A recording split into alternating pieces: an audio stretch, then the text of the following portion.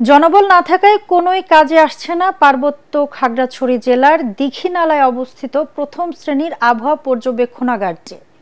আবহাওয়ার পূর্বাভাস না পাওয়ায় প্রাকৃতিক দুর্যোগে ক্ষতিগ্রস্ত হচ্ছে পার্বত্য জেলা সহ সারা দেশের মানুষ। এক দশকেরও বেশি সময় ধরে অকার্যকর থাকায় নষ্ট হচ্ছে আধুনিক সব যন্ত্রপাতি।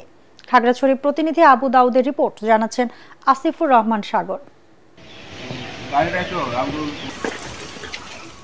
2014 সালে খাগড়াছড়ির দীঘিনালায় প্রতিষ্ঠা করা হয় প্রথম শ্রেণীর আবহাওয়া পর্যবেক্ষণাগার।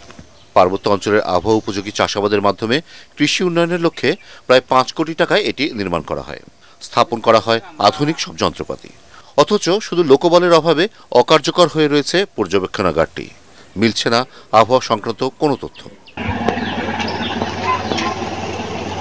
একজন সহকারী আবহাওয়াবিদ সহ 8 জন লোকবল থাকার কথা থাকলেও প্রতিষ্ঠার 11 বছরেও এখানে কাউকে পদায়ন করা হয়নি। প্রেষণে থাকা একজন বেলুন মেকার দিয়ে চলছে এই গুরুত্বপূর্ণ প্রতিষ্ঠানটি। এতে ক্ষুব্ধ প্রতিক্রিয়া জানিয়েছেন এলাকাবাসী। খাগড়াছড়িবাসী ওটা আবহাওয়া অনুষ্ঠানে আমরা উপকার পাচ্ছি না।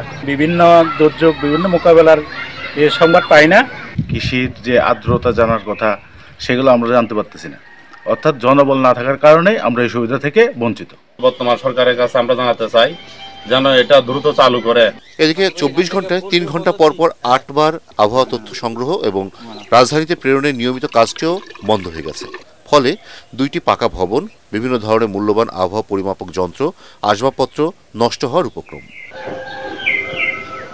এ প্রসঙ্গে দীঘিনালার উপজেলা নির্বাহী কর্মকর্তা মোহাম্মদ মামুনুর রশিদ বলেন, আবহাওয়া অফিসের জনবল দিতে ঊর্ধ্বতন কর্তৃপক্ষকে জানানো হয়েছে।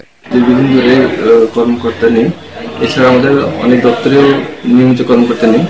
আমরা প্রায়শই সবাই ঊর্ধ্বতন কর্তৃপক্ষের সাথে আলোচনাকালে আমরা এখানে পদায়নের জন্য বলে থাকি। খাগড়াছড়ি পর্যবেক্ষণাগারটি চালু করতে সরকার দ্রুত প্রয়োজনীয় জনবল নিয়োগ দেবে, এমনটাই প্রত্যাশা এলাকাবাসীর। Bureau report, ATN Bangla.